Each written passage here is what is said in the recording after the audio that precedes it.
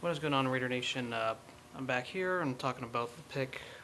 Karl Joseph was the Raiders' first round pick of the 2016 NFL Draft. Yeah, this is a pick that maybe I didn't see on my board as high as maybe others. When I was going into this draft, I was thinking, wow, Miles Jack is still available. And I thought maybe they could have gone for him.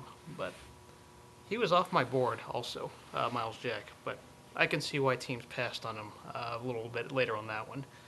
So the Raiders took the safety. He was considered to be the best safety in the class. I don't know if he was the best player available on the board to me, at least not on my board, but he might have been the best on Reggie's board. One thing I do know is that all the offensive linemen I wanted were taken. Both Stanley and Conklin went high. They both went in the top 10, so that exercise, no offensive lineman for the Raiders. So then there was also the defensive line. I saw that Rankings was taken. I would have been tempted to take some of those other guys.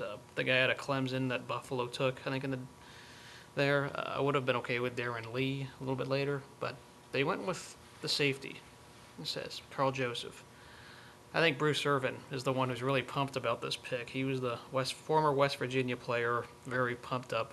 I don't think he was teammates with him because there's quite some years of separation, but this is a guy that can hit hard, and the Raiders need a long-term safety because Reggie Nilsson is a stopgap. So, in terms of leadership and all the right work ethic, I think, for the most part, I like this pick. It isn't the most flashy, but the guy can hit hard. He does exactly what you want in a safety. And when you're playing a 4-3 defense, you always need one hard-hitting safety. People say, oh, why are you hitting guys hard? Well, no, you have to have one if you're running a 4-3 defense. That's one of the most basic things in the secondary. So they filled a need. There was a lot of needs that could have been helped in the long run, but they picked a guy that clearly that Reggie likes from work ethic and other things. And also, Laramie Tunsil, I don't think the Raiders would have taken Tunsil if he was available. Thankfully, the Dolphins took him a spot earlier and made sure that didn't happen. But I think it would have been bad PR for the Raiders with all the things that happened with that guy. So I don't think the Raiders were going to exercise the pick on Tunsil had he been there. But because Reggie does not take character guys unless it's the later rounds. So just saying. But yes, back on this pick. Yeah, Miles Jack might have been the more talented guy, but the reason why teams passed on him is because he talked about microfracture surgery. And you know how serious that is? Well, you could miss a full season from that. You think about how an injury can ruin your career or ruin your team in the short term. Well, teams are going to be scared of microfracture surgery, and with your first round pick, you want to draft a guy who can play immediately. So if Miles Jack's concern over microfracture made all 31 teams drafting pass, then I'm perfectly understanding it. That is a serious issue, and despite all the hype and all the stuff we wanted to see from him, I can see why every team passed. So no controversy there.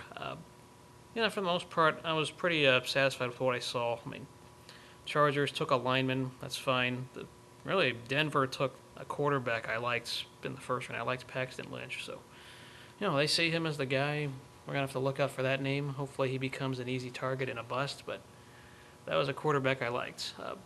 This is a pick.